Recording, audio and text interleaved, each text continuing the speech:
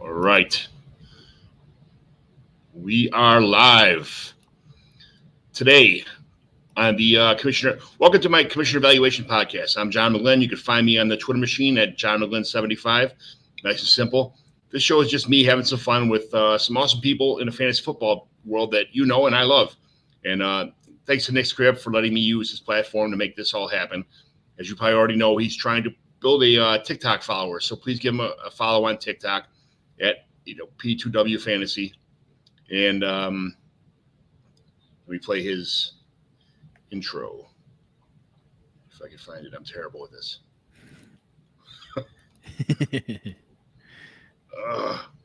Video clips. Here we go.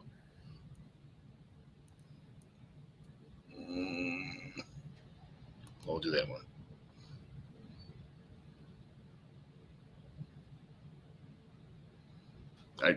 All right.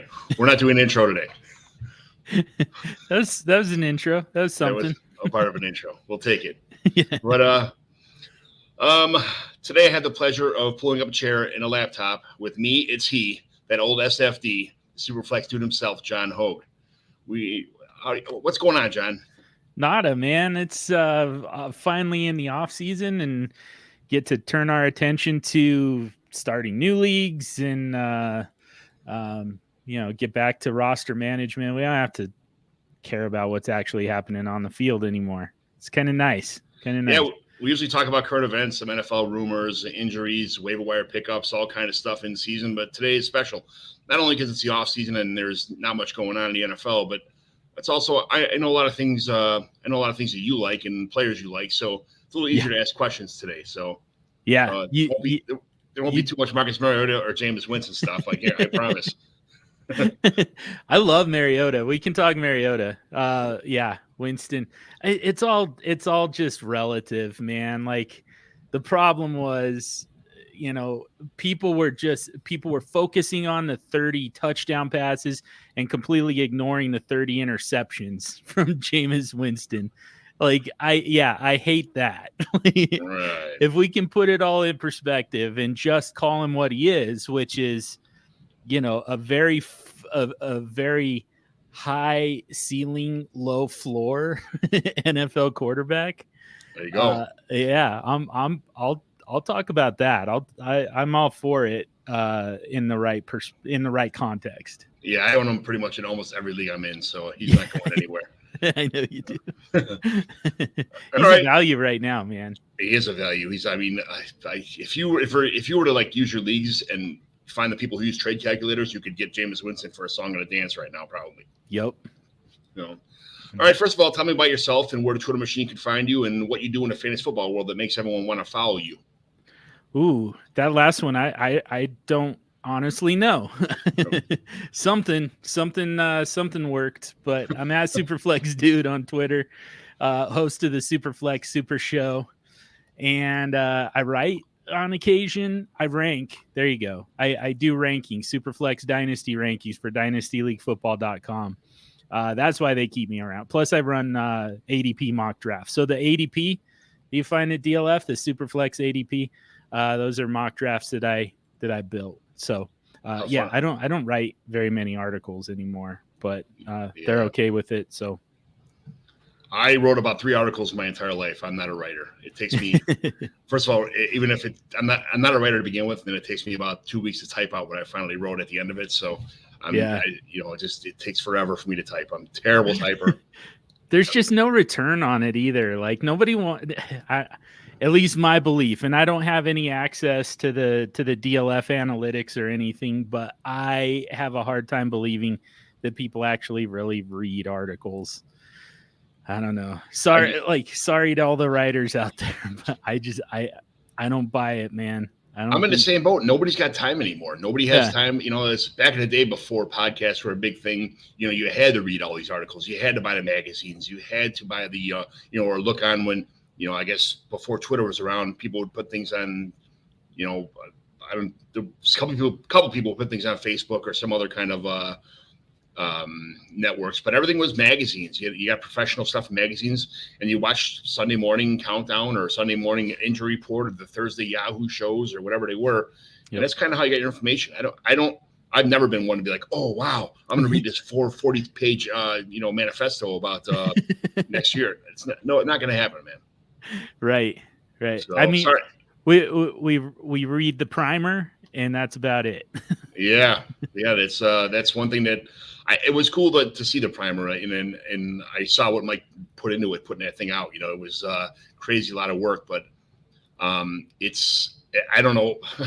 I don't know how the hell you do something like that and do anything else besides that, But when you actually watched him do it, I remember you telling me stories about hanging out and watching football with tags, and then he just kind of gets up and starts writing, and just like, yeah, I've got 30,000 words to write or whatever. And yeah, and I'm like, what do you just copy and paste this thing every week and like change a couple words? He's like, no, man, I start from the beginning. Everybody's different. There's guys hurt. There's this and that. And thank God, these guys this year who took care of the primer, they would write stuff. And I was thinking about writing something on my own, kind of like just trying to start writing. And with all this COVID stuff, every 20 minutes, things changed. This guy got COVID, that guy's out, and you have to write up a whole. I don't know how those guys did it. I don't know. I know. What's your favorite part of the whole online experience, the Twitter experience? I guess DFS, best ball, dynasty leagues, podcasting, writing, ranking, mock drafts. I know I can only imagine how fun running mock drafts is for you, but doing your AP or something else. Yeah, I mean, setting up the mock drafts kind of sucks, but it's actually that might actually be my answer. I mean, I love podcasting. I like the rankings. It's more, I don't like doing rankings. I don't like putting together rankings. It's tedious, man. But some of the reactions I get sometimes makes it worthwhile. I don't like Twitter. I think Twitter is the wrong tool for what we're doing, but I don't know. It can be fun. It can be interesting. The game itself obviously is why we're all here, but the mock drafts are probably the most fun part to me, just because we're creating something that's going to be used by a lot of people, but like, it's not just me doing it. It's me. It's a bunch of different people coming in and joining me and helping with this.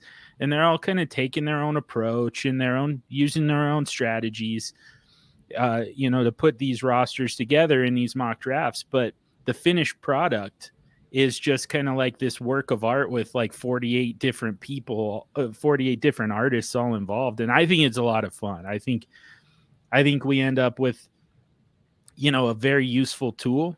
But in the meantime, it's just kind of fun to just have, that many people all involved all at once, just kind of working on the same thing together. Yeah, I've done plenty of those mock drafts. I try to do like one or two a year every year, just to kind of see where I'm at, what the flow of stuff's going. One like when you first start them, and one towards the end. And I'll try to do one rookie mock draft too, also. They're fun to me. I think I don't like when I'm in the drafts and people time out, or people just quit, or people like goes to auto drafts. Like, it's like, why would you do this if you don't have if you had no intention of finishing? Don't sign up if you're not gonna. I take it serious. I have my own ranking. I guess my own kind of ranking system anyway. But I take those mocks seriously, because I know a lot of people are looking at that kind of stuff in DL. A lot of people pay a lot of money to use DLF for rankings, for for ADP, for things like that.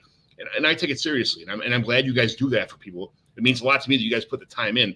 I just don't know how. It's got to be like herding cats, trying to get everybody in there, and get these things started and going. And I see Ryan always putting stuff out, and you putting stuff out all the time. I'm like, man, that's all I got to do is put my email in and wait for this thing to start. It's so much easier on my side. So. Yeah, definitely. Yeah, it that part is kind of tedious. Like, the key is to get get through round one as fast as you possibly can. Yeah. Because then everybody's committed, everyone's into it and alert. But yeah, that like just getting them off the ground sometimes does get a little stressful and a little frustrating. But like I said, it's all about, and I really appreciate it when people kind of keep it in perspective themselves too, when you join a mock draft and think about what it is you're doing and what it is you're kind of being a part of here. and what we're creating, which again, like, is something that a lot of people are going to see, a lot of people are going to use. I think it's one of the more, I think that when people go to dynastyleaguefootball.com, this is my guess, is the things that get the most hits are probably the rankings, the ADP, and maybe some of the other tools that we had, the trade finder probably gets used a lot. But I think the big ones are the rankings and the ADP, and so it's like you're kind of helping, in a sense, build this tool that thousands of people are going to use every single month. So if people kind of keep that in perspective a little bit and take it seriously and think about how useful it can be when it's good and when it's strong, I think every time I see that tweet from Ryan about we're doing these mocks again, I inbox him like, if you need one more guy or somebody drops out, let me know. I think I've done it like 15 times a year. If you need one more guy, let me know. He never gets back to me. I must be a bad drafter or something. But or they fill up pretty. Is there a waiting list for those drafts, or they fill up pretty fast, or are they a lot of times you kind of struggling to fill those things up? His fills super fast. I know that. Okay. Yeah, and he gets a lot of new drafters every single month, which is kind of cool too. Mine. Sometimes it's a little bit of a struggle to get all mine filled, but like I always end up doing it. It just kind of takes a while sometimes. I didn't know you guys had separate. I thought it was all in the same database. So I guess I'll start sending you inbox. Let me know if you need a guy. Well, now you need a guy. If you need a guy, just take my email and just send me one. Here you go. Shut up and draft the team. All right. Nice. Yeah, mine are super flex. His are one QB, and I'm always just like, wait, so why are his so much more popular? Right. One QB sucks. Super flex is where it's at. How is he filling the? Oh, because he's Ryan McDowell, right? Of course. Silly me. He followed me. I said it was my Christmas wish. Like last year, my Twitter Christmas thing was like, if only Ryan McDowell could follow me on Twitter, that'd be the best thing. Have Merry Christmas. He's like, gladly, and unmuted me. Yeah. Like, all right, thanks. There you go. Now I'll never hear you again. Shut your face. Yeah, I screenshotted that one, and I screenshotted when Mike Wright, Hitman, followed me. Those are kind of the big ones so far. Yeah, Scott Fish was a big stepping stone. Ryan McDowell. Those, I do a lot of commissioner stuff. So those two guys really mean a lot to me when the commissioner. I just listened to the Commissioner Impossible podcast. I know where to work. So I love that show. I love all their stuff. It's great to listen to that kind of stuff. To me, yeah. Some people hate commissioners, so they don't. They really don't give a shit what they say. Yeah, which is kind of crazy because I mean, like, you don't even have to be the commissioner to appreciate, Commission Impossible, or to appreciate what you're doing here, with commissioner evaluation. Like, there are things that you can get from those podcasts and bring it to your commissioner. You don't have to be the commissioner. Like, it still gives you good ideas that you can bring to your league to improve it, to, fix things that are broken. And sometimes, hell, even just start a new league because you're just like, oh, I heard this idea from John McGlynn. Like, I'm going to try this. This sounds awesome, Yeah, I commission nothing but home league. So it's a little bit, some people are like, I hate divisions. I hate stuff. That's stupid. Divisions are terrible. Well, we have a lot of fun things that involve divisions that, we'll talk about some of that stuff later. But when you're in a home league, it's a lot more, I guess, we see there's a league. We have 2 league parties in the off season. We get together a lot during the season too, because, whoever wins the toilet bowl gets to pick the draft lottery location, the rules meeting location, that kind of stuff. And then whoever wins the main league gets to pick the actual, location, the bar, the restaurant, whatever it is, for the actual rookie draft every year. So we get together twice a year. Sometimes it's, it's usually like 10 or 11 people. Sometimes it's always the 12, but, at least it's out there for everybody to kind of get together, hang out, and, meet new people. And it's all people, it's guys I found on the Twitter machine. Scott Sidlow, James Catoulis was in my league for a year or two before he unfortunately died, and then that guy drove from Whitewater, Wisconsin out to come to my backyard to draft, and I felt so bad because last draft he showed up with a James, he showed up with the running back. Oh my God, I don't know why. Oh, Jonathan Taylor. Jonathan. Yeah. Why am I thinking? That was he had the his Jonathan guy. Taylor jersey on, and Paul P1 Dynasty traded up to get right ahead of him to take it right before James. And James like, you son of a bitch. Oh, that's messed up. JT was the brains guy, man. I remember Taylor was still 2 years away from getting to the NFL, and James in a Devy league traded away prime Ezekiel Elliott for Jonathan Taylor Jr. in college. Straight up traded Zeke for JT. Straight, like that's how into Taylor he was. Man, it's so unfortunate that he never got to see Taylor as a pro. Yeah, he'd be loving it right now. Yeah, it was. I just joined the Campus Canton League, and we it's my first time. So we're in round like 32 right now of all college players that I've never even heard of before. My mind is like a complete scramble of people. I'm doing research on, I don't even know half these names of people I just drafted. So, but it's super cool because as this progresses, I'll know people. I'll have research people. I'll know like kind of who's coming out, who's coming in. I got to draft a couple kids that my son played with in high school. So it's but as of right now, like I think my mind has never been more mush in my life talking about fantasy football players than it is right now because it is this Campus Canton League. But nice. It happens. But what was your favorite hobby before besides fantasy football? Like before you got into this, what did you used to do for fun, or what are you doing for fun on the side when you're not doing fantasy football stuff now? Yeah, I'm a musician. I've got a few of them, but the big one is music. I'm a singer. I play a little guitar, just kind of like I learned just enough guitar to be able to write my own songs, like punk rock songs. So we're talking, 3-note chords, power chords with heavy distortion so that it sounds the exact same regardless. So, but like, I write little riffs here and there. So, a little bit of guitar. I'm not particularly good at guitar, but I enjoy it. And, singing and man, being up on stage with my friends, I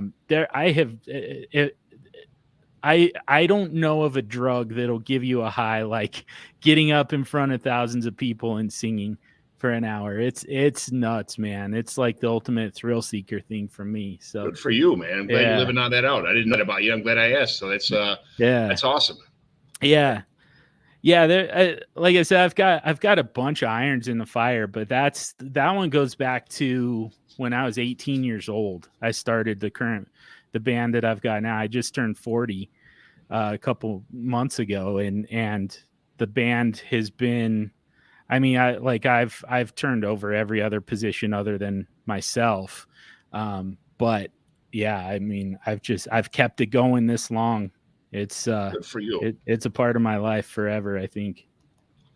I'd love to hear that, man. I just play darts and drink beers on the weekends, so that's I do that too. Yeah, when the show's over, there you go. Start drinking beers and throwing some darts. That's yep. What's your favorite draft day food when you're glued to TV watching Ride, Roger Goodell make kids' dreams come true? Well, as you know, on the Superflex Super Show, we've been doing a live show the last several years. And in fact, I'm hoping that you'll join me this year. All right. On the live show. But yeah, so it doesn't leave a whole lot of time for eating when it would just make for a terrible YouTube video. Just me working my way through some ribs or something, which is not something that people should eat in public anyways. So like, yeah, I don't know that I really have one, I guess. But definitely beer. Definitely beer. I don't know if that counts, but maybe I'll freeze them into popsicles so that we can make it count as a food. I unfortunately got asked to stand up. I guess I shouldn't say unfortunately, but I'm standing up in a wedding.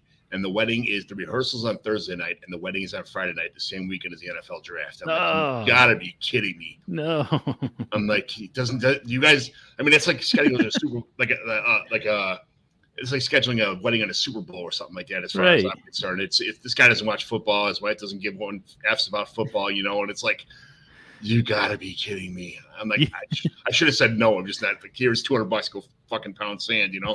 Yeah. Like it still feels like they do that shit on purpose. Like Yeah. it's like you're just being belligerent about football. Like, yeah, you shouldn't care about football. Like my wedding is more important. It's like your wedding is important too. How about that? You're right. I feel like now I know what these. It was a big joke. I was at the NFL draft in Nashville, Tennessee, with tags, and the fantasy pros guys, and all these women were pissed off because they were throwing their bachelorette parties the same weekend as the NFL draft. And like, what is this bullshit? They ruined my weekend with all these football nerds around here. Now I kind of know that feeling of like getting cock blocked on this, but whatever. It is what it is. So unfortunately, I'll have to wait till next year to join the live show unless we're doing like day 3 or something. But man, this is terrible situation for me. So I've made my own mock draft since I think I was in 8th grade, like for freshman year in high school and stuff.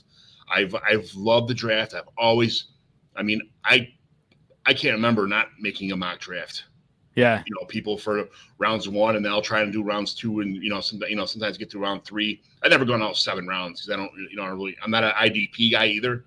Mm-hmm. So, but I'll just try and draft offensive players where they're going to go in round 1, 2, 3. And this, I was kind of happy because they said that, could you stand at my wedding? And I know the wedding rehearsals are usually on Thursday, and this whole first round of the draft is going to be a couple people, mostly defensive players, offensive linemen, stuff like that. So I'm like, cool. Day 2 is going to be really the offensive powerhouse day. For day 2 and 3 are going to be offensive powerhouse days for the draft this year. And I was super excited to see that. And now the wedding's on Friday. I'm like, son of a bitch. Yeah.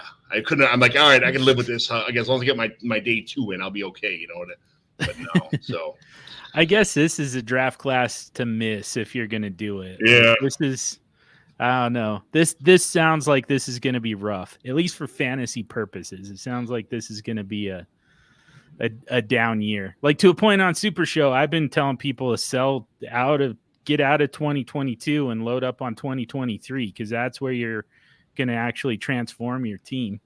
Yeah, like everybody's saying now, you have a lot of depth players here. There's going to be a lot of positions to be filled in the NFL. There's a lot of depth players, but we're not going to have anything near like this. We've been spoiled the last couple of years with the NFL drafts, with receivers coming out and running backs, and there's a lot of roster clogger kind of guys here, a handful of decent players. But yeah, you're right. If there's ever a draft to lose to not see, I guess it'd probably be this year's one. It's kind of boring, but still doesn't make me feel better. Yeah, yeah, for sure. Still rather be doing that. So let's I know you run all your leagues on MFL.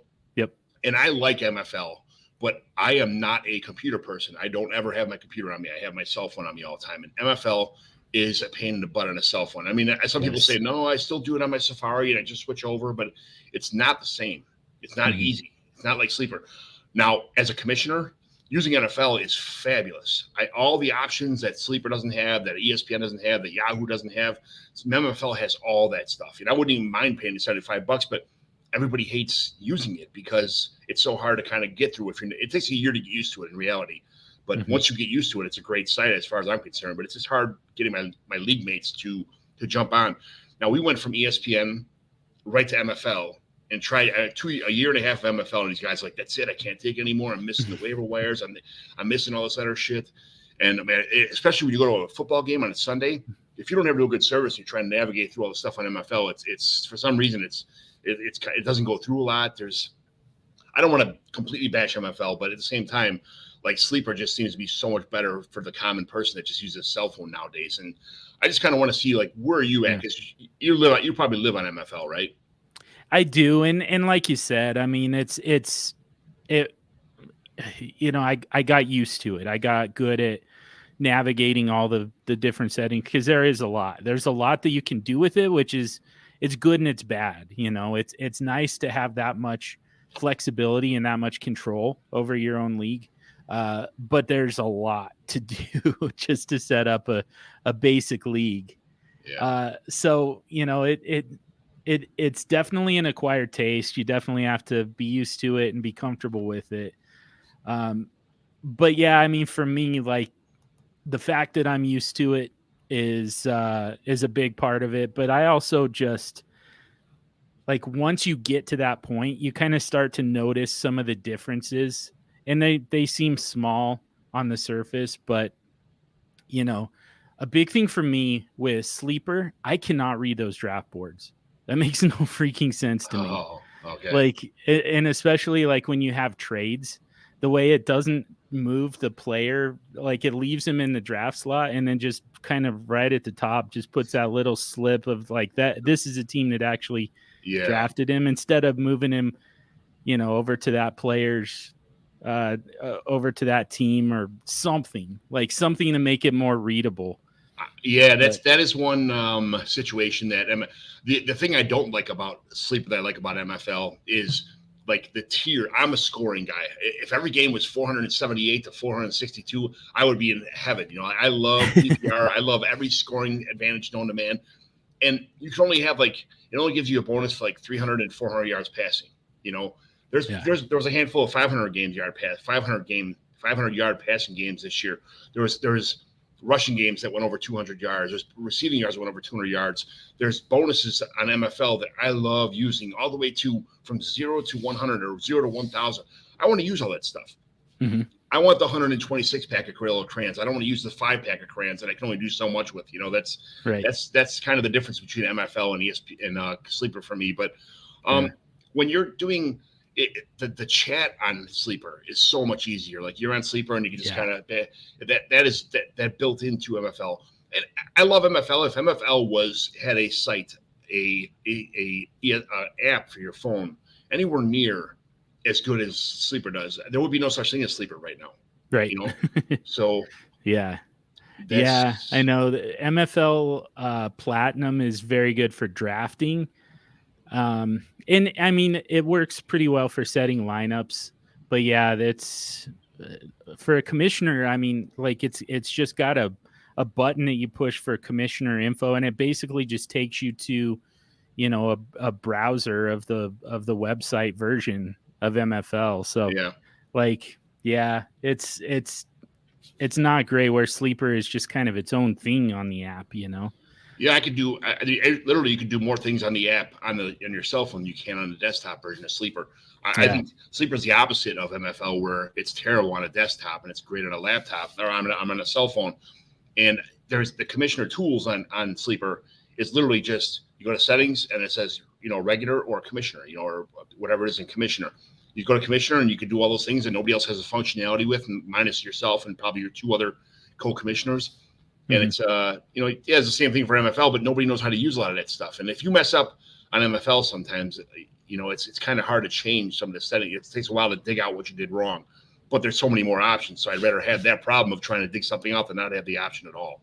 Right.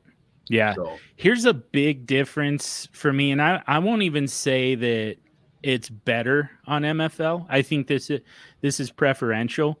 Like I could almost make the argument that Sleeper is better for my purposes, but this is something that like people don't really think about, but this is actually a pretty big deal in season, is the fact that Sleeper gives you a lineup that you have to fill out, right? It's like quarterback, 2 wide receivers, 2 running backs, and then however many flex and a super flex. MFL just says pick 11 players. You can pick one. You have to have at least 1 quarterback, but you can pick a second one if you want. You don't have to, but you're not designating which one is your quarterback and which one is your super flex. Right. Yeah. Okay. Yeah. And like that kind of causes problems for more casual players, when the Sleeper version, because you'll see it on Twitter all the time, especially at the beginning of the season. Everybody tweets, "Oh, just a friendly reminder, get your Thursday night players out of your flex spots." And the reason is like, if you've got a player playing on Monday night who's in your, your running back spot, and he ends up getting hurt and doesn't end up playing in the game, well, now you have to replace him with a running back. It can't be a flex. Right. Yeah. Most likely it's going to be a 0. And it's one of 3 guys who are available that haven't played yet. Right. Right.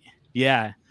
But, so you instead of being able to just replace him with whoever's available, you have to replace them with a running back. And so they're always telling you, make sure that you get your Thursday night players out of the flex spots, leave the flex spots for those later players, so that, just on the off chance that you have to replace them, you can replace a running back with a wide receiver at flex. It's very, very long-winded way of saying it kind of creates some traps a little bit.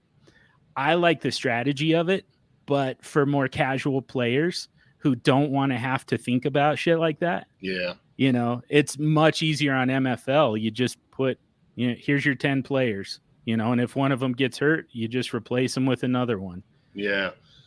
One of the biggest things I found about MFL that Sleeper can't even touch right now is the salary cap and the years of service stuff. When you have those really, they're really, I guess, I was in a couple leagues with salary. I did not like them whatsoever. Years of service, salary cap, and it's free agency. Where if you cut guys, it's 25% off or 50% off if you cut their salary. Or I don't know how many of those leagues you do, but they are not for me. I'm a trader. I like moving stuff. I like a league that's fluid all the time, constantly trading. All kind of draft picks going back and forth.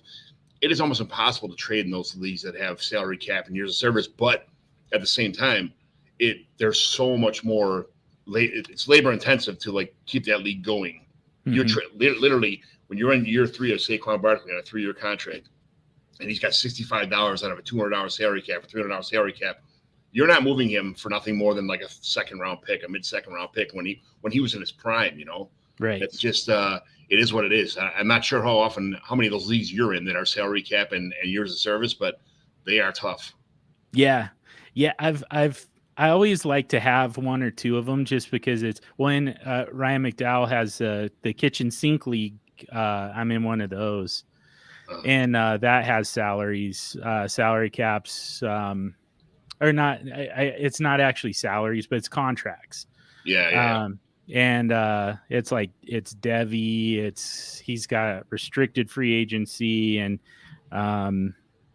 rookie auction, Devi auction.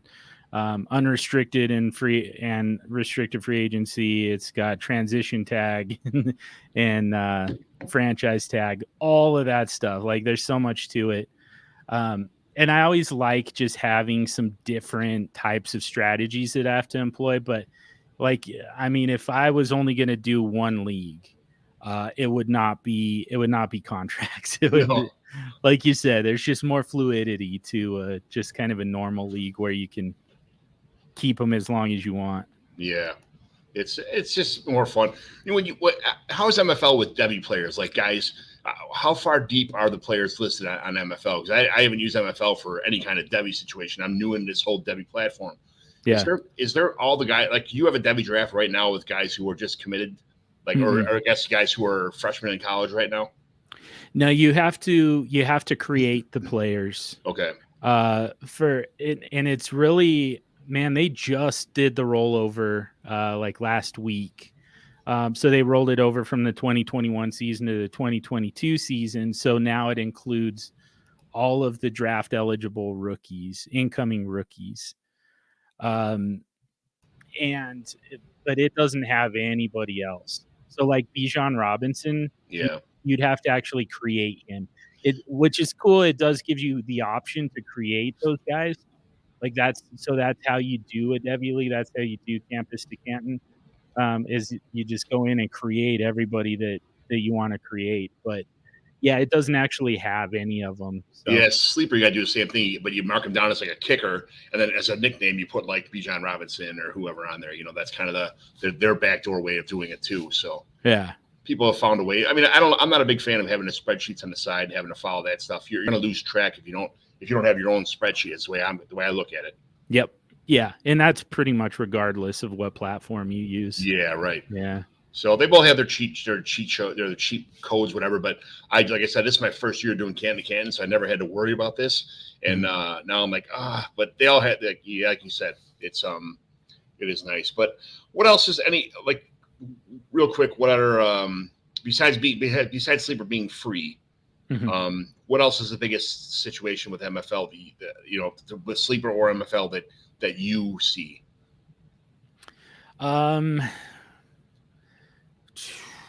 Man, yeah, that's the big one. Honestly, is just the options that you have with MFL. Like I commission a 6 division, 72 team, 6 vampire That sounds vampire awesome. dynasty league. It's a Super Show listener league, and so like it's basically like 6 individual divisions. They're like 6 individual leagues. They each have their own player pool. It's a 12-team league, but 11 normal teams and then a vampire. Yeah. And so I'm able to do all that. I'm able to all the functionality that I need. Plus, I'm able to get the vampires because so it's it was podcasts that are friends of the Super Show when we first got this started. So we've got Trade Addicts, we've got Trades HQ, we've got Dynasty Game Night, we've got Tom Kislingberry, who invented the vampire format, and there's one other I'm forgetting, and I'm gonna feel like crap about this now. But Peter Howard's best friend, Tom Kislingberry. Yeah. Well, that's all right. I get the gist of them all, Yeah. And it's super cool that those kind of leagues are awesome. I like doing the vampire charity leagues every year too. So yeah, Open Bar. That's the other one. Open Bar. J Mike. Yeah. J Mike and Gabe. Yeah, but and then so we have the vampire so that you're not stuck with the same vampire every year, just keeping making them stronger and stronger. We have the vampires rotate, and I'm able to do that on MFL. I can't imagine any way to even start running a league like that on Sleeper. Yeah, right. Just not even close to possible. So, like the John Bosch's Eliminators and Ryan McDowell's Kitchen Sink and Hyperactive, Scott Fish's Capitalist Pigs, all of that stuff is made possible by the sheer quantity of options that you have on MFL. Yeah. Yep. All right, let's have a little fun here. Do you have any recommendations if you were a commissioner of a Dynasty Startup League this year, like we talked about before? If you were starting up one, what kind of scoring would you implement? Like myself, I like putting in like a 0.5-point PPR for wide receivers, a full point PPR for running backs, and a 1.7-point PPR for tight ends. Now get rid of defensive kickers and no trade deadlines, obviously. But if you were to start a Dynasty League right now, a brand new startup, a bunch of your buddies, what would be some kind of scoring that you like just kind of say like this is a cool new option? What would you guys do?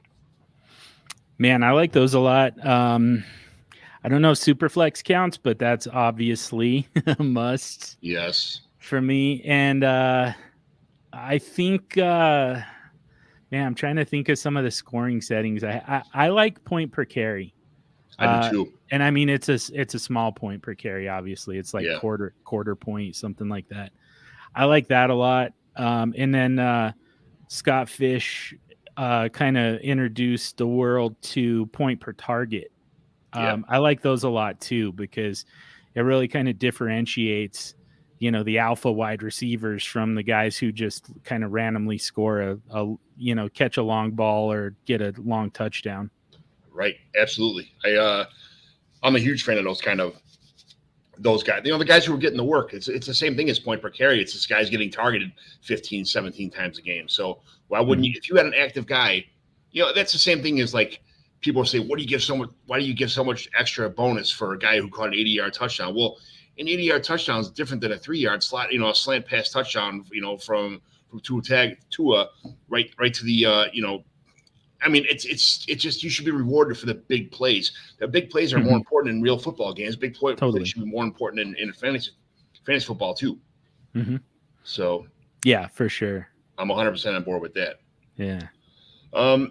Let's talk about if you want to. What's a way to improve your favorite Dynasty League? With one fun thing that you do, like if you want to liven up, something that would really get everyone interested during the off season, like I implement, like I said before, I have divisions. So I have a division snake draft with all of my divisions. Like, so it's just, if you won, I have 4 divisions, 3 teams per division. And whoever came, the last place division picks first. And then obviously whoever has the best division record would pick 4th and 5th and then pick last. But it it's a way to kind of rub it in the face of the last place teams who get picked last, like at like dodgeball or baseball or something like that. Just something else to pick on people with. It liven up the league a little bit. So if you minus like snake draft stuff like that, what would be something you throw in a brand new league to kind of make it fun for like a real active league that you're in? This has been kind of a project of mine. I've been talking about it since last offseason, but haven't had a chance to implement it in my leagues yet. But I want a what's it called? Compensatory draft. Oh yeah. But yeah, what is it? Josh Gordon came into the league. The conditional. What is the word? It is a compensatory draft. That's what everybody calls it anyway. If there's not a word for it, I'm not sure. Yeah, man, I can't remember now. But essentially, and what the way I would do it is, if you're in a startup, first of all, I prefer auctions, and I think that anyone who does an auction, you'll never go back to snake drafts, at least not on purpose. But just because it gives you the opportunity to build a roster the way you want to without being a slave to things like ADP and let me tell you something. It pisses you off pretty bad too when you get sniped. Oh, it's not even sniped. Yeah, it's just that. Well, auction wise too. Like I love DJ Moore and Chris Godwin. I've had them since they've been rookies on every team I had.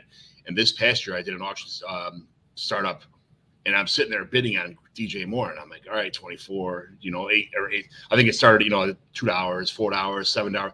Got to like $27. I'm like, I'm going to lose DJ Moore in this 26, 28, 30. And somebody else wanted him, and they knew I wanted him, and they just kept outbidding me. And I'm like, I lost. I mean, it was a $100 budget for this whole thing. And I lost DJ Moore because it got to like $29. I'm like, I just can't do 30% of my entire budget on a receiver. It was terrible. So on a snake draft, I could at least, a little bit around before go get my, like everybody says, go for your guys, Yeah. Get your guys. But you can't do that you can spend as much as you want to, but now I only have $70 left for quarterbacks for the rest of my team. It's it is fun, but it's really aggravating too at the same time. Yeah, it can be. It is a little bit harder to take advantage of some value discrepancies, but I don't know. I like the strategy of it. But either way, so you do your startup, right? And you include rookie picks for your rookie draft in the startup. And then if it's already an established league, you already have your rookie picks based on reverse standings order. So, but what I'm proposing is when you get to the rookie draft now, so it's called supplemental draft. That was the word I couldn't remember. Okay. So the NFL has a supplemental draft for players who weren't draft eligible, but gain eligibility later. Like there was talk, during the COVID year of, in 2020 of possibly Travis Etienne, because he sat out the year from school. He had opted to go back to school and then sat out, and so they were thinking, he could enter the supplemental draft and get into the NFL late. And, all of a sudden the supplemental draft for the NFL would be a pretty big event. Yeah, right. Travis Etienne is suddenly available. So anyways, what I would do in a dynasty league is create supplemental draft picks and include those in the pool for the rookie draft. So all that's available in a rookie draft is actual rookie players and supplemental picks. Okay. And so you can draft, at any point you can draft supplemental pick 1.01 in your rookie draft. And then you do your supplemental draft right before the season starts, and it can include anyone. So like when Rob Gronkowski came out of retirement and was suddenly available to us in the rookie draft a couple years ago, or Marshawn Lynch a couple years before that comes out of retirement. Yeah. And then we were taking him in our rookie drafts. Well, instead, let's move him to the supplemental draft and whoever has 1.01, sometimes you're going to get an absolute gem. You're going to get Marshawn Lynch suddenly with the Raiders, or Jay Cutler coming out of retirement for the Dolphins, or Rob Gronkowski joining the Bucks, Yeah, right. So there are going to be times where you get something like that. And there are going to be other times where, there's some good players available that you would have picked up with your fab on the first waiver run of the season. But instead of doing that waiver run, we're doing that supplemental draft. So somebody gets exclusive rights to that player. That's cool. Yeah. Yeah. I think everybody loves to draft, so it just gives us one more draft event in the off season, basically, before the season starts. Plus, we don't have to do a waiver run before the season starts. We're not spending fab, before the season actually starts. Right. So everyone's got their full bankroll to dump on Elijah Mitchell after week one. I listened to your podcast a couple weeks ago about where draft picks land in startup drafts, and that was super interesting. It was a great listen. Yeah. And I'm like, man, where does this 102 fall? Like, how far back is it this year? And, I'm sure they'll change a little bit as the draft season goes on, and some players, when the Underworld Olympics happen and all that kind of stuff goes in the actual draft itself, but it's right now it was just kind of breathtaking to see how far some of the draft picks actually fell. So it was a really good show. Yeah, I appreciate it. Yeah, I always like to do stuff like that, because the mock drafts that we do every month for the ADP, it's just players. Mm-hmm. And so right now we're actually running 5 mock drafts that include rookie players, and it's like, you're not going to do a startup that looks like that. Yeah, right. We don't have a way to replicate the ADP of what a startup will actually look like right now with rookie picks. Yeah. But I just feel like, man, that's how startups going to look. That's actually useful that's another thing that's useful to people. So yeah, free agency is going to change a lot of that stuff, a bunch of other things, but if I could listen to that episode once a month, or I don't know how often you're going to do that again, but, every 3 months or so. It was a good for you to do your solo episodes like that, and be able to carry on with the information you have for that. It's like an hour and 40-minute episode, I think, but yeah, I listened to every minute of it. I loved it. So nice. Thanks a lot, man. That's good Hell stuff. Yeah. Thanks, man. I appreciate it. All right. So you got some NFL rumors going on that Kyler's going back to baseball. Is that, these are all rumorville things. Aaron Rodgers is single again, so you might want to start hitting the gym and making some makeup on, press your guy. I don't think that's what attracts it. I'm not going to do that freaking cleanse thing that he does. So no. I'm pretty sure that's the deal breaker. He's out. All right. We're moving on to Jameis now. All right. Yeah. No matter where Malik Willis lands, he's going to be quarterback 1 next year for the whole NFL. That's kind of everybody's in love with him right now. Mm-hmm.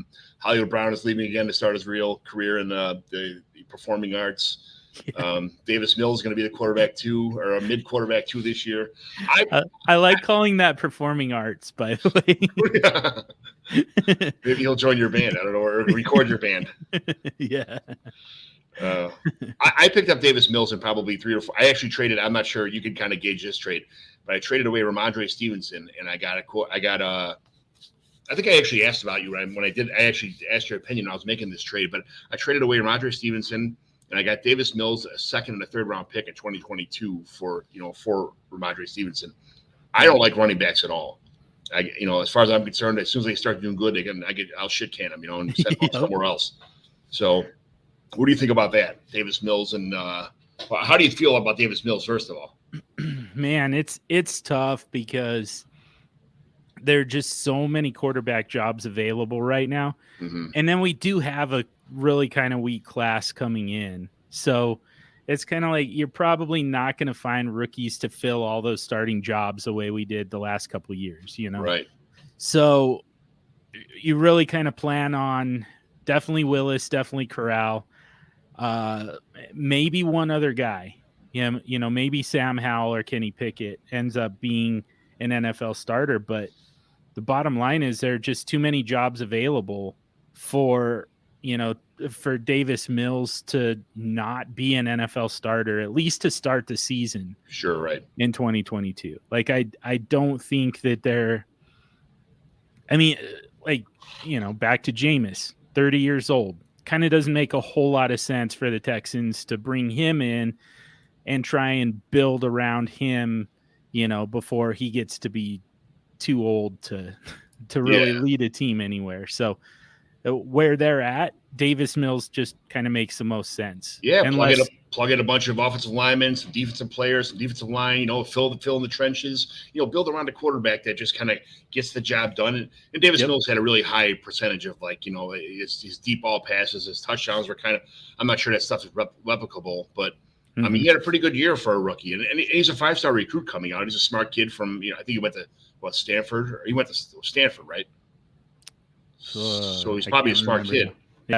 Yeah, definitely. And I mean, they traded up to get him in the third round, 303. Third round, and that was their first draft pick of the class. So it's not like they made multiple picks ahead of him. It was just, I mean, they had traded away all their draft picks, and so he was the first pick that they made, and they were willing to move up to get him. So they felt pretty good about him.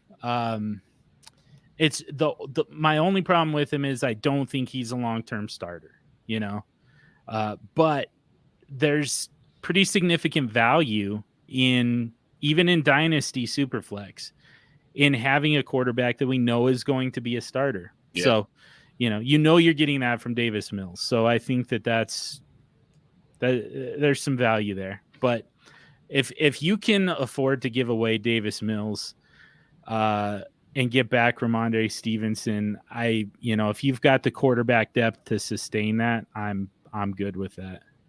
All right. So who do you want to end up with? Who do you see yourself having the most shares of at this NFL draft after before the Underworld Olympics and the landing spot clouds your judgment? Who's your guy that you see right now who's valued really pretty low that nobody's really talking about too much, that is maybe an underperformer, or someone nobody's talking about because he didn't get a lot of carries, a lot of receptions, a lot of time at quarterback, anything like that? Who are you looking for to pick up late in rookie drafts this year?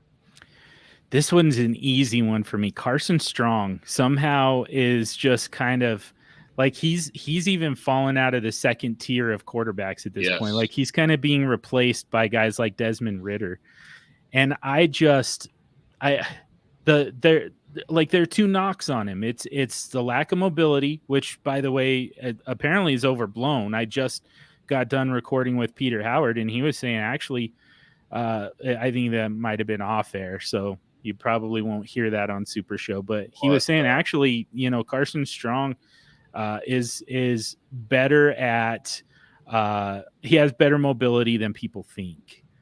He hasn't used it a lot. He definitely is kind of a pocket passer, but he can take off and run when he has to on a broken play. They're just not going to do a lot of designed runs for him. Just the way he threw the ball at the Senior Bowl was just, they were like, man, this boy, he's got a great arm as a cannon, but he couldn't hit the red side of a barn. They broke him down like terribly at the Senior Bowl. Yeah, I know, and I think that's going to be the big key. Like, does somebody take a chance on? So the other issue is he's got that degenerative leg injury that they think is probably going to significantly shorten his career. Yeah. And that's going to be the big thing for NFL teams. They're going to say, like, can we really take a shot on a guy who we might only have for 4 years, 5 years, something like that. They do it all the time with running backs, but they might not be willing to do it with quarterbacks. So but if they do, man, I see a guy just with the arm talent. The accuracy could use a little bit of work, but I don't care about mobility, and I definitely don't care about that injury. If I did, I would never draft running backs ever. Right, because every one of them's had a torn ACL sophomore year or something like that, or a broken arm, or some kind of issue going on. I get it.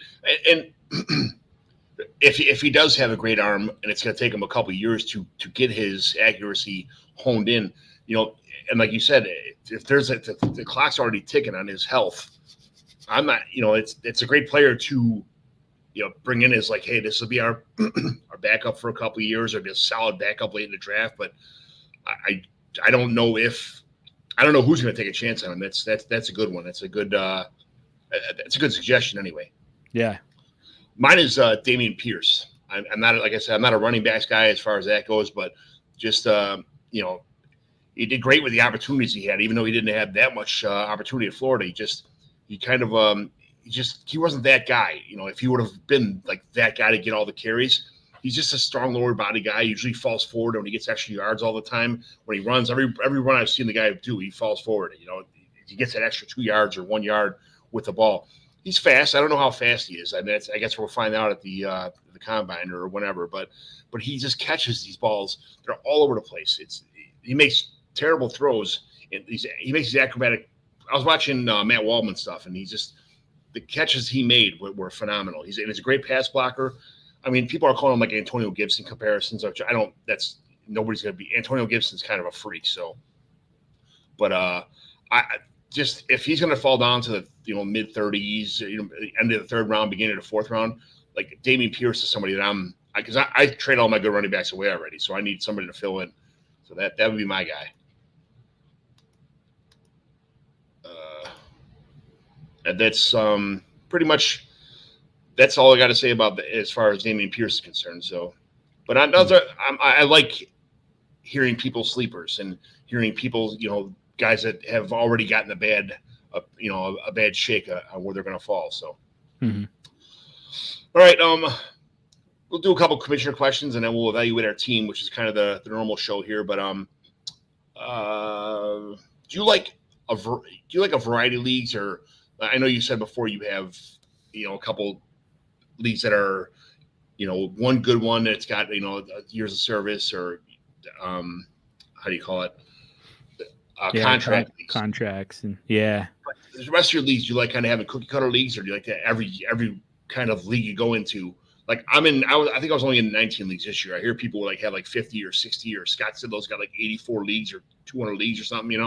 Like I don't know how you keep track of all the rules and how to draft and how to pick players up, and when you have that many leagues.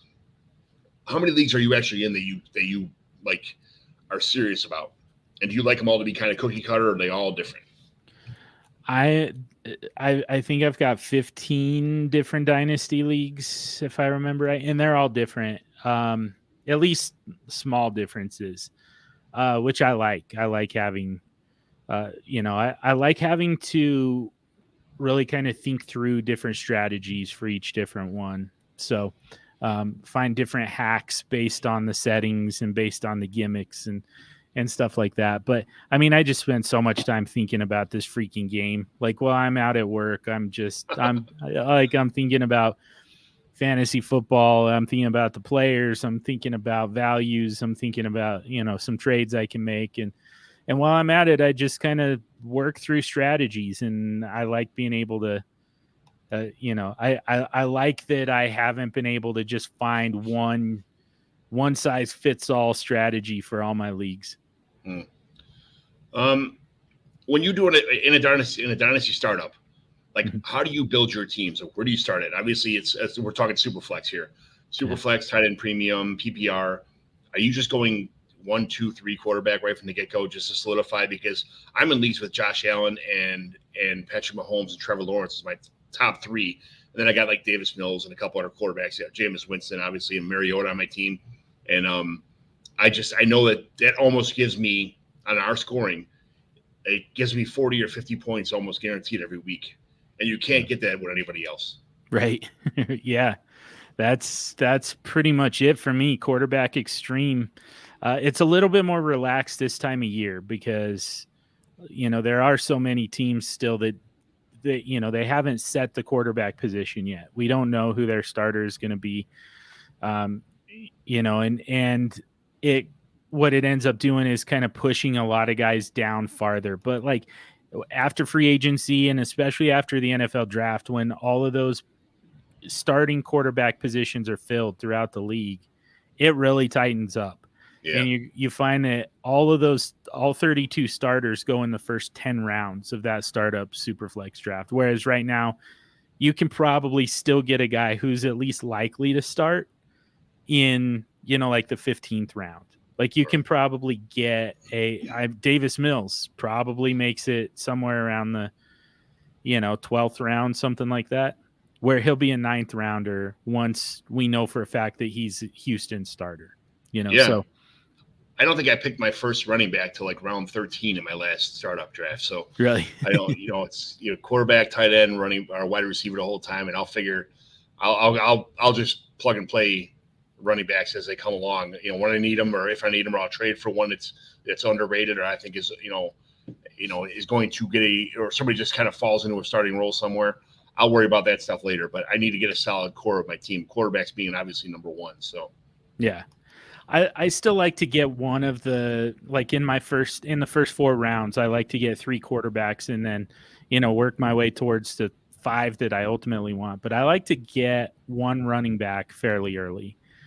And it's usually just because we do end up being pretty good at valuing running backs at the top for the most part. Like the people are still behind on some players. Like they're still taking Christian McCaffrey too freaking high. yeah. But like overall, the fact that the top running backs being drafted right now, it's beyond McCaffrey. It's Taylor, it's Najee Harris, it's DeAndre Swift, it's Saquon Javonte Barkley. Williams. Yeah, Javonte Williams might be going a little high, but but I'd rather have him than like starting with Derrick Henry or it's especially in a dynasty startup. Derrick Henry's days are numbered. That's yeah. So. But like Najee Harris and DeAndre Swift, I think are really good examples of this because people have them valued as 2nd round startup value right now in a super flex. Easy early first round in one quarterback. And like, they're probably going to get it right with at least one of those guys, sure. So like those guys there's a chance for them to be what Jonathan Taylor just was, just kind of the unfair advantage in 2022. Mm-hmm. To me, Saquon Barkley is that guy, but like you go get the guy that you feel the best about out of that elite tier. Go ahead and get him early and then ignore running back for a while otherwise. Yeah, I like ignoring running back altogether. So, yeah. How many home leagues are you in? I've got 3. 1 dynasty, 2 redraft. I got away from redraft. I think this is year 2 now that I haven't had any redraft, minus the fishbowl. I guess that's kind of the only one. But it's like a horse race. Even when you draft good, one guy gets hurt for a couple. Like your number 1 or number 2. I think I had Calvin Ridley in round 1, and who else is in round 2? My first 3 picks were guys who got instantaneously they got hurt, and I'm like, all right, I might as well just not even set lineups anymore because I'm done. Yeah, I know.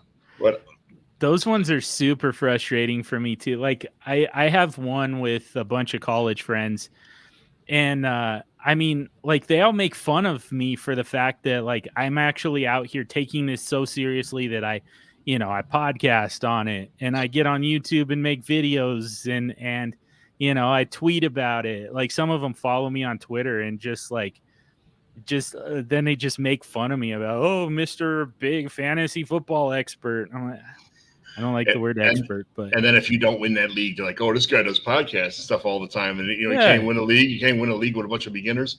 This year, I was dead last in my league. This year, my team was freaking terrible, and it was just like, I mean, I drafted for the most part. I drafted the team I wanted. Ryan Tannehill was my biggest miss, but like otherwise, I mean, it was a really pretty good team. It just never seemed to click.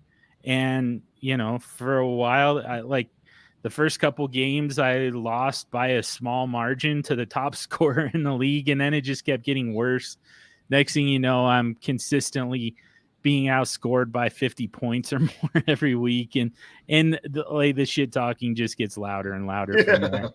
And I'm like, this is so frustrating. I should be laying waste to you idiots. Yeah. All right, we got every week I try to do I call them the Mighty McGlynn home leagues. I have a series of 8 home leagues. I have all people that I've recruited from Twitter or neighbors or, people that who do write or podcasts or some kind of, are on Twitter like pretty regularly, chiming in and stuff. So this usually I say that what the trades are, and they're usually pretty busy during the season, and it's for some reason this year seems a lot less busy. I think that one extra week kind of made it just seemed like it was going from college to pros almost, like with when I'm talking about longevity wise, people were just kind of worn out after that one extra week in the playoffs this year for whatever reason. I don't know, I'm sure it was so much COVID distractions or so much stressful setting your lineups, but like everybody just kind of, as soon as the season was over with, everybody just kind of closed their computer and walked away. It just seems like, for me, in most of my leagues anyway. Yeah. But we only had one trade since my last podcast, and it was these are Superflex 12-team, 30-man rosters. No kicker, no defense. PPR, tight end premium. So it was Juju Smith-Schuster and Miles Sanders for Nick Chubb. Does that seem like it's probably pretty balanced. Man, I think I would want Nick Chubb, but like I can see a scenario where, Juju and Miles Sanders makes sense. Particularly like if Juju Smith-Schuster is going to start for you at one of the wide receiver spots, not a flex. Like I don't like putting wide receivers at flex. I'd rather get running backs in there because they just have kind of they've got the higher floor and ceiling, generally speaking. So, give me running backs at flex all the time. So I want to be pretty lean at wide receiver personally. I don't want to take on Juju Smith-Schuster to just hang out on my bench because there's no real path for him to get into my lineup. Where is he going to land that would make him viable? Like, where would he land that says, okay, I would definitely do this? Like, without a landing spot right now, it's kind of a tough trade for me to swallow. Right. Yeah. Man. I mean, maybe. Let's see. Who needs a slot receiver? Pittsburgh. That's the one. That's probably his best. The best situation for him. Maybe Houston. Houston could be all right. Okay. Yeah, man. I don't know where Rodgers is going. I'm not sure if I'm not. There's such a quarterback situation here too. What if somebody ends up landing in? What if Juju does land in? If they switch quarterbacks, it's been reported that there's trades going around. Baker Mayfield's getting shit canned, and same with Kyler Murray. Obviously that's probably all false reports, but he's not happy there. I think it's more of a contract, gripe for him. But yeah, where would he go if Rodgers landed somewhere not like Denver? Why not Denver? Why can't we have nice things in Denver? You already got a lot of nice things. It's all you need is a quarterback. So yeah, maybe one that's not quite so goofy, I guess. Who throws a lot? I mean, Atlanta. Yeah. It'd be a great spot in Atlanta. Yeah. I think it would have to be a situation like that where he becomes their top wide receiver. But even then, I mean, like I try and stay away from wide receivers changing teams. It kind of takes a little bit of time usually. And we saw it with Beckham this year, it took a while before he hit his stride.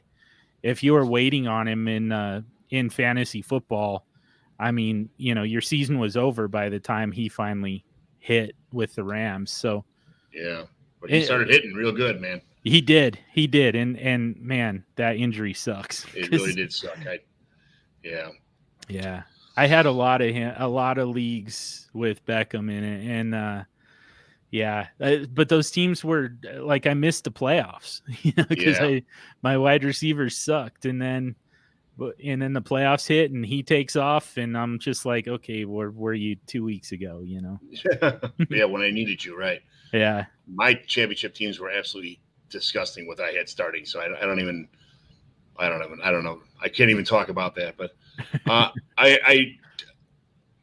don't know. I don't really have a spot for Juju that he's going, because I think he was a product of the system, not so much, a great receiver. So, Yeah, I could see that.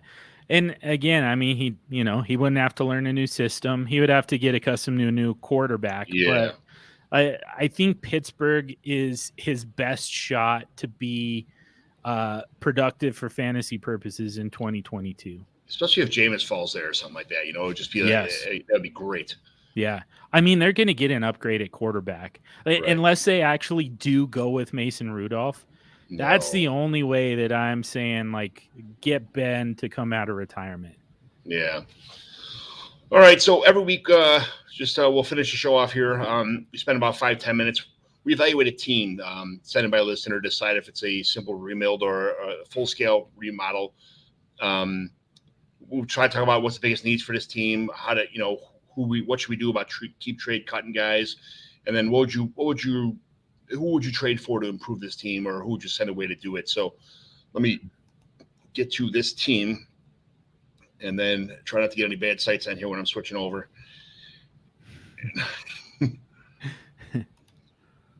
Which usually doesn't happen, but share screen. All right. Make sure all your porn's closed first. Yes, that's exactly what I was talking about. So these are all full PPR, 0.75 tight end premium rosters, 12 teams, 25-man deep right now. It'll be 30 because this is year 2 coming up. These are actually 30-man rosters in this league. There's 10 IR spots, but no taxi. Players are put directly on the roster after the rookie draft.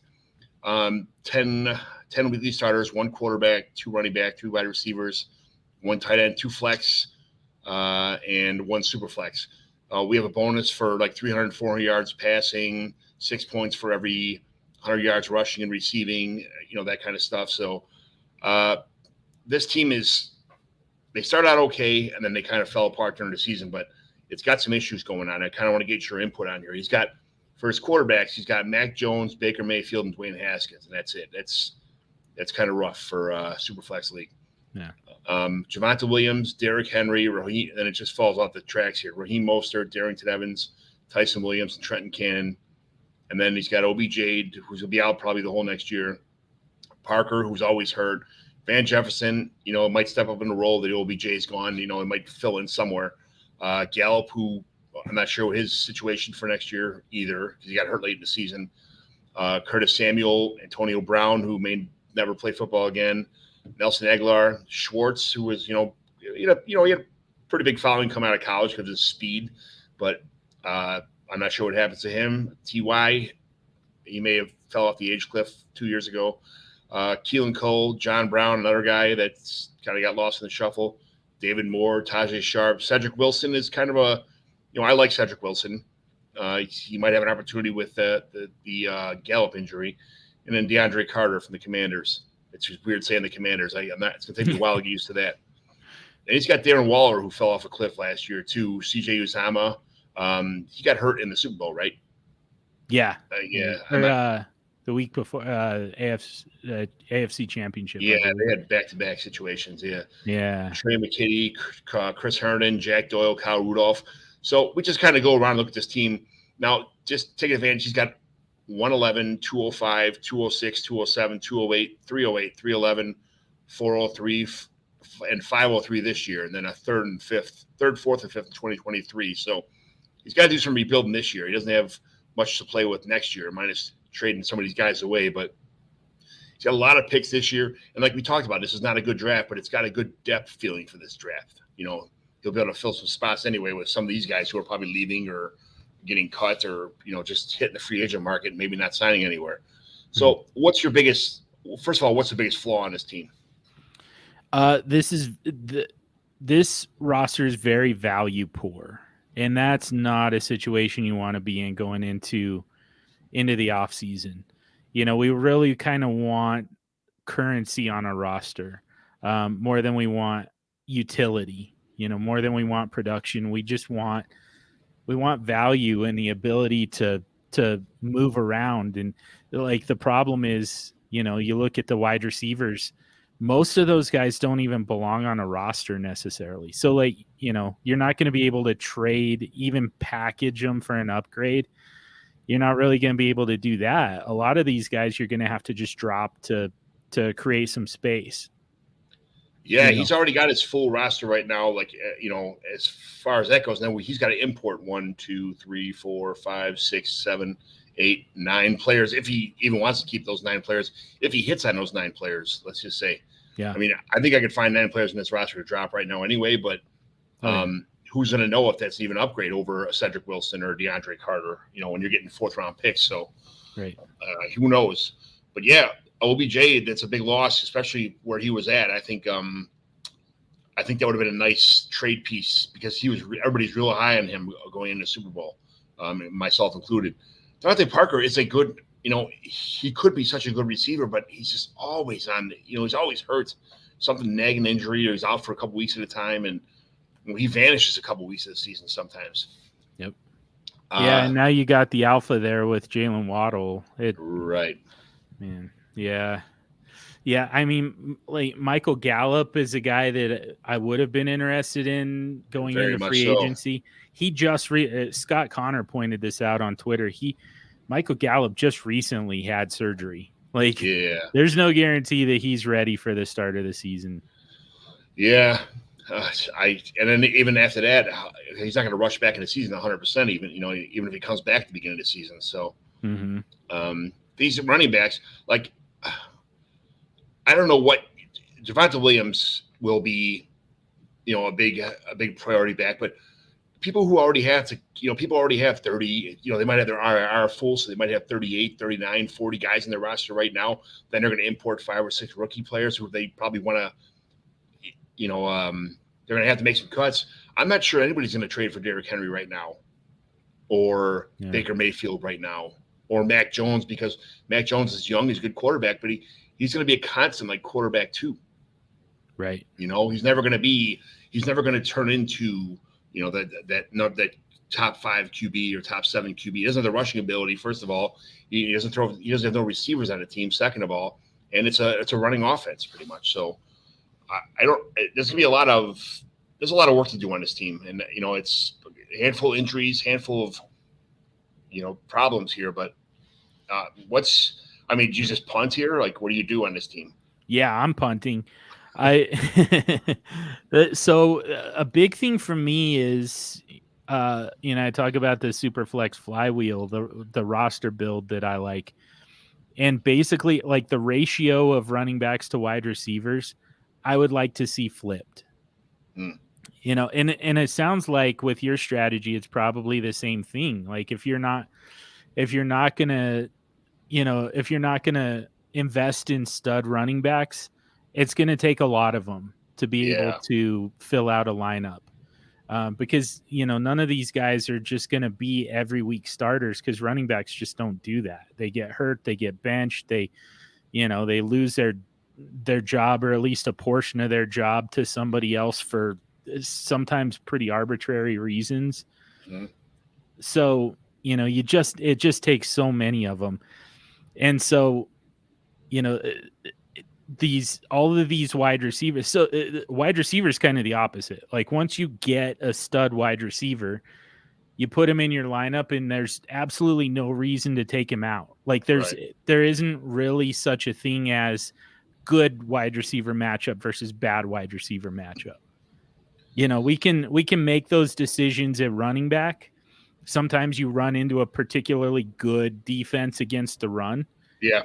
And you're just like, all right, well, I'm taking that running back out of my lineup and I'm putting in this guy who's playing the Lions or whatever, But wide receiver, that doesn't exist. So you really want to set it and forget it. Have a little bit of depth for bye weeks and potential injuries. But otherwise, you don't want wide receivers who are never going to get into your lineup taking up this much of your roster. Yeah, his wide receiver 1 and 2 is Devontae Parker and Van Jefferson. That's like, it's not good. Yeah. So the goal would be, and quarterback is a little bit of a bigger issue, but I mean, he does have some quarterbacks, so he can possibly move. He might be able to move around a little bit here, like Mac Jones, tear down from Mac Jones to Zach Wilson. What? I know. Yeah, you have to earmuff it because I'm going to say something nice about the Jets. But I like Zach Wilson a lot. I have him in a bunch of teams, so I'm super happy about that situation. But I'm Yeah. not sure that Mac Jones is actually going to be a tier down from Zach Wilson. So, yeah, but that's I would do that if I had.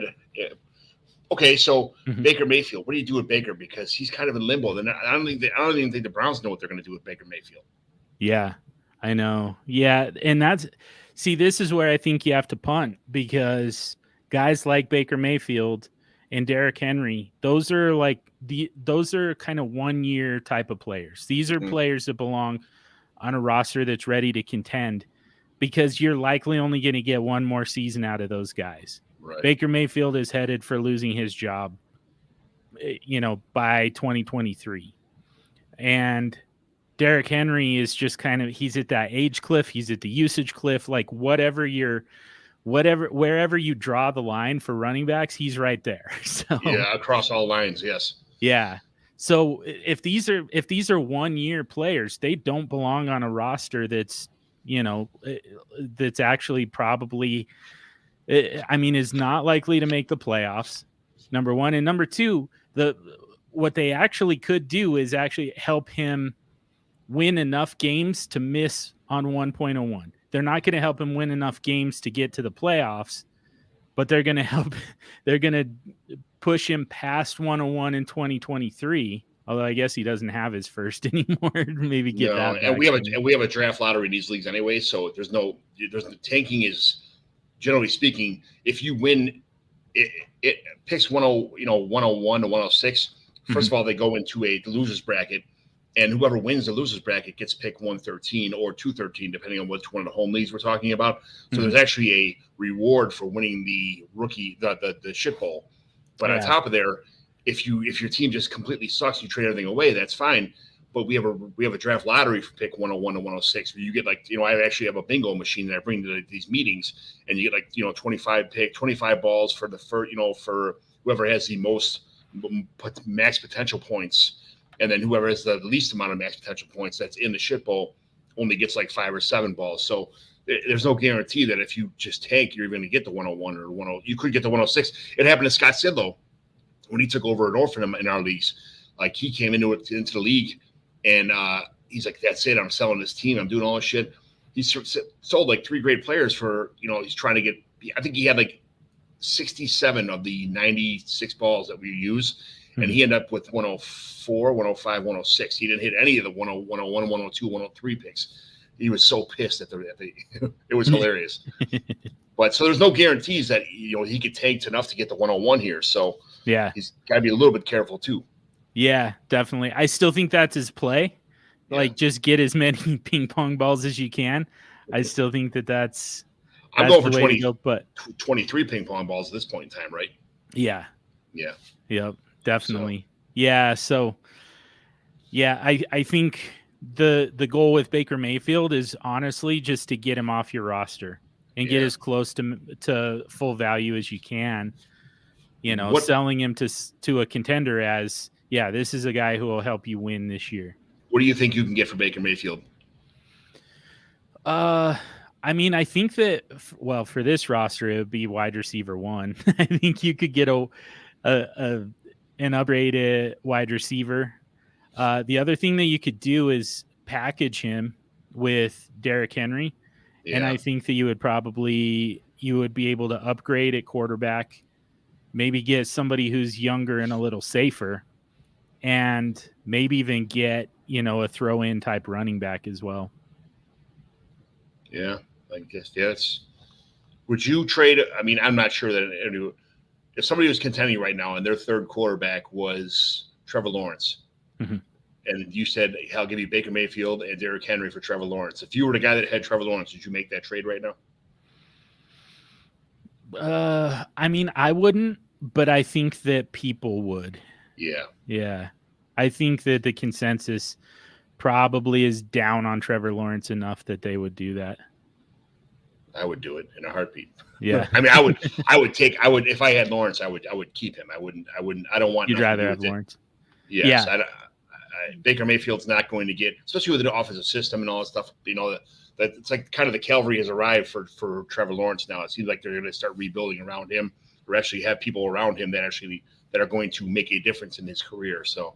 Yeah, I agree. Yeah, that's why I say I would rather have Trevor Lawrence. I think that he has more of a future at this point than Baker Mayfield does. Yeah, or Derrick Henry, or both of them for that matter. Yep. But all right. As far as tight ends concerned, I'd get rid of Darren Waller, even though his stock is plummeted. And then what are you going to get for C.J. Herndon or Jack Doyle or Rudolph or McKinney's kind of, he's young. The Chargers, that their tight ends are going to open up a lot this year, but the tight end position anyway.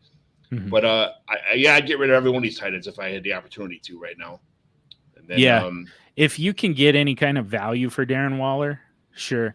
The only thing I would say there is if you're not going to get back, a starter somewhere, like a starting level player, and like obviously the bar's set pretty low on this roster. Right. So if you can't get a starting level player for Darren Waller, I don't see any reason to trade him.